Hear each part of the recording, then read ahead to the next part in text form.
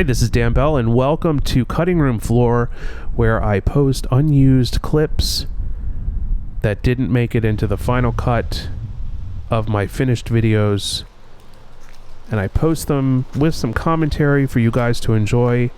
Now, starting out here, if you have not seen the finished video that accompanies this video, go to the link in the description, follow that, watch that verse, and then watch this afterward, because this is more like a DVD extra or whatever. So this footage is basically untouched, raw, right out of the camera. There's no color grading or anything to this, so what you're seeing is just raw footage. Let's talk a little bit about, first of all, kind of what I've been doing in the Poconos. The Dead Motel series, I'm always looking for abandoned motels, abandoned hotels. I started doing research and I was like, Penn Hills in the Poconos. I'm like, I want to do one on Penn Hills. So went up to Penn Hills, did a video there, then went back to Penn Hills to shoot more and found Birchwood the same day. Had no idea about Birchwood. We just happened to run into it. Like, we didn't even know about it. Filmed Birchwood, and then after Birchwood, I'm like, what if there's any more resorts in the Poconos that we could go to? And I found this article online about the Summit, and I was like, I've got to go to the Summit. So here we are at the Summit, and this is hands down my favorite place I've ever been as far as like abandoned properties. This is tops. Like, I don't think I will ever find a place cooler or more exciting than this place was to me when I found it. I seriously, this place was so cool. Like, I seriously wanted to stay here for like 10 hours and just keep filming stuff. I mean, it was just fascinating. It was the first time when I was filming a place where I really just kind of stopped and looked around me, which is something I normally don't do. I just, because when I go and I'm always thinking about the video and how the video is going to look. And here, I actually stopped for a moment and I actually looked at what was around me.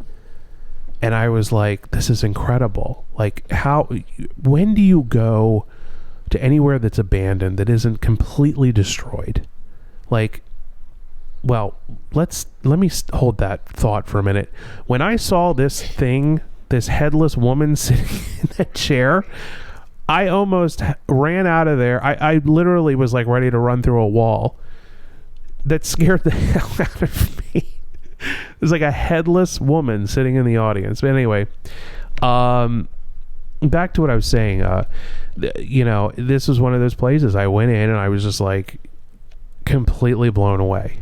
And yeah, I still in my head, I'm like fantasizing, like, wouldn't it be great to dismantle this bar and bring it to Baltimore and put it in like a club somewhere? Like, there's all kinds of things I was thinking. These light fixtures, wouldn't it be great to take them and recreate this place somewhere else?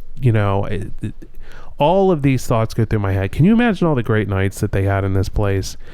And just the fact that vandals haven't come in here and destroyed it is like a miracle. An absolute miracle. This is 2002 this place closed, so it's been a long time, over a decade, and it's completely untouched. No graffiti, no broken glass, no destruction. I mean, it's beautiful. It really is beautiful to see. So while I was riddled with anxiety, as I always am in these places, and uncomfortable because of all the mold and wearing a respirator and it being pitch black And I had to go here twice. The first day I came, I didn't have a respirator, so I had to come back with a respirator another day. So the shots that you're seeing here, I was actually here. These were shot at the shot you just saw was done at 5:45 or 6 o'clock in the morning, because I left in the middle of the night to come back, and arrived at the summit around 6 in the morning, 5:45 in the morning. And here we are with the door opening by itself, which I'm pretty sure was a draft. I know a lot of people were like, it was a ghost. And then there was a few people who were like, it was a friend behind the door. But I didn't see a ghost, and there was no friend with me. So I'm going to go with windy day, drafty building, I have no opening door.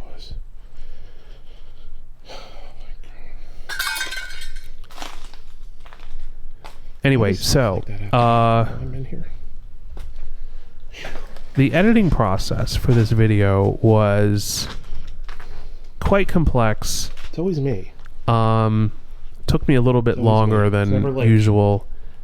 I was having a lot of trouble finding an opening song, and then I found that great song by Gerhard Hines, the Get It Up, Higher, Higher song, which everyone has said, I can't get the song out of my head.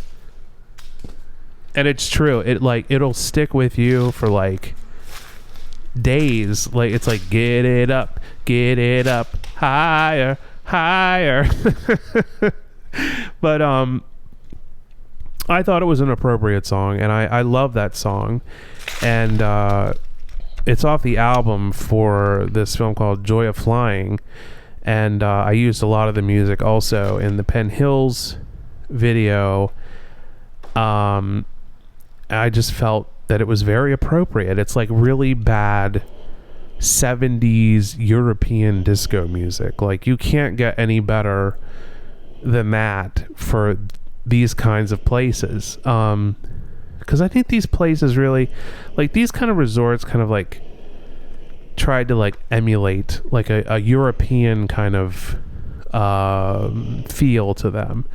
At least that's how I feel when I look at these places. So I thought the music would be appropriate. It was the first thing that came to my mind.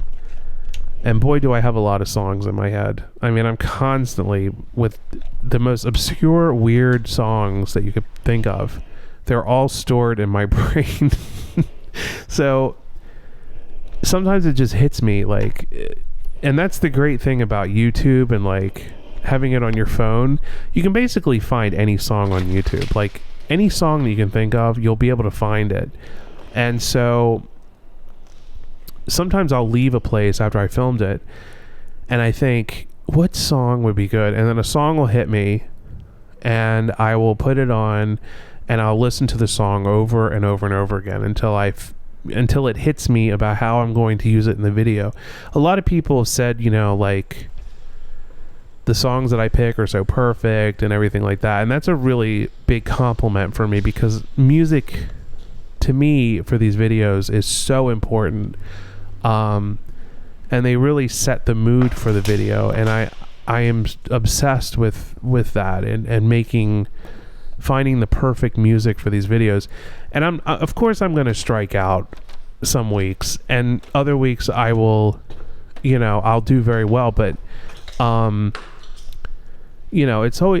like challenges. I like finding stuff that not many people have heard.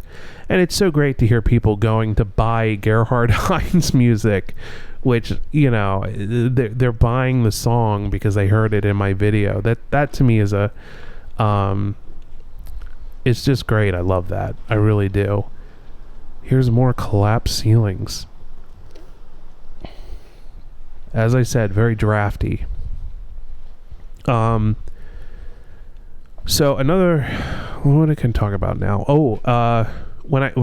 Getting here, I had to park at a gas station not a gas station. I parked across the street from a gas station in kind of a truck, like an 18-wheeler lot, like where 18-wheelers pull up for the night, and then, you know, the driver goes to sleep in their cab, and then they get up and drive away the next morning. It was like one of those kinds of like dirt lots. And I parked there and hiked through the woods down a very steep embankment to get to the summit without really anybody seeing me. And coming here alone, the first day, when I was here the first day, when it was sunny and beautiful, but I didn't have a respirator, it was just like a dream. It was a perfect, beautiful day. You can see here, there wasn't a cloud in the sky. It was just beautiful. Perfect temperature. It wasn't hot. It wasn't humid. It was a pleasant, perfect day. And I didn't feel any kind of anxiety really after a while. I was just like, you know, this is lovely. And then when I came back the second day, wasn't day, the sun hadn't even come up yet. It was so quiet. There was no wind out. It was quiet, kind of a chilly morning. And you could hear the trucks, the 18-wheelers out on the highway. You could hear that sound they make when they're going down a gear or something. They make that noise that's like, "Mrrr," and you can hear it like, sometimes it feels like you can hear it miles away. And it just always kind of an eerie sound to me, and I love that. So I was like hearing that, and then watching the steam rise off the lake, and being inside of that Club Scheherazade, and it's just pitch black and just silent and still. Like, what a surreal experience. But as I said, man, this place was like definitely like my favorite place I've ever been. Like, as far as urban exploring or going to these places and filming these places, this is tops for me. Now the villas here that you're seeing did have damage, vandalism.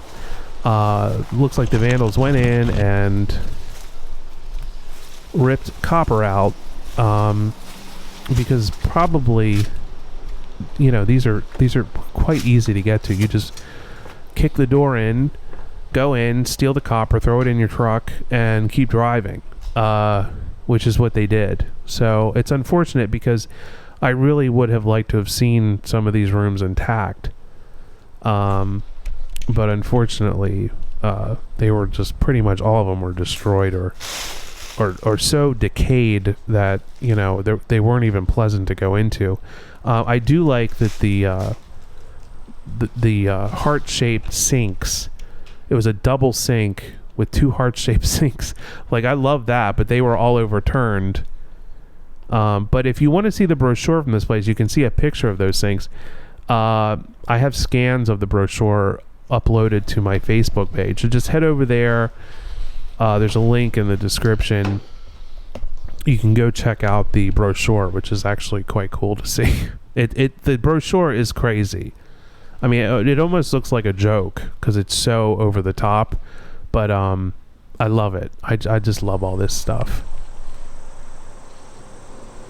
So we're gonna wrap up here. I hope you guys are going to enjoy this. I'm gonna try to do one of these videos every Monday. I have so much footage that I could show you guys, so this is a great way to kind of give you a little bit extra every week, without me having too much of a headache. But these are so easy to put together. There's no work. You just throw together footage. Anyway, thanks a lot, guys. I really appreciate it, and we'll talk soon.